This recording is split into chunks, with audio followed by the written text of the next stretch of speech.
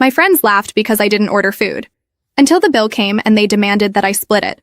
My name is Emma, I'm 24 years old, and I work as an administrative assistant at a digital marketing company. I live alone in a small apartment, and to be honest, my budget is always tight. But I had a group of friends from work, Sarah, Jessica, and Amanda, who always included me in their outings, and I really valued that friendship.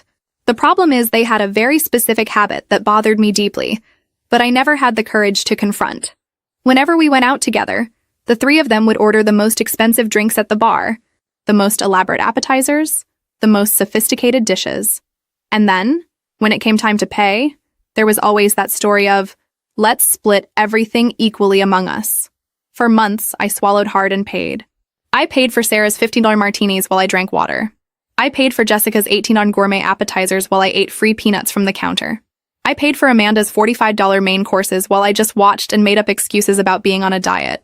They knew about my financial situation. They knew I earned less than a fifth of what they earned. They knew I lived alone and had bills to pay. But still, every Friday, it was the same dynamic. They spent like there was no tomorrow, and I paid the bill as if it were my obligation to maintain group harmony. But last Friday, at the Olive and Anchor, something inside me broke. It was a happy hour after work, as always. We got there around 6 in the evening. The bar was packed, ambient music, that vibe of the weekend beginning. Sarah was radiant because she had closed a big client. Jessica had just returned from a trip to Miami. Amanda was celebrating a promotion. They sat down and immediately started browsing the menu like they knew every item by heart. "The grilled salmon with truffle risotto is divine here," Amanda murmured. "And that midnight in Paris cocktail is a unique experience," Sarah added. I opened my menu and my stomach contracted.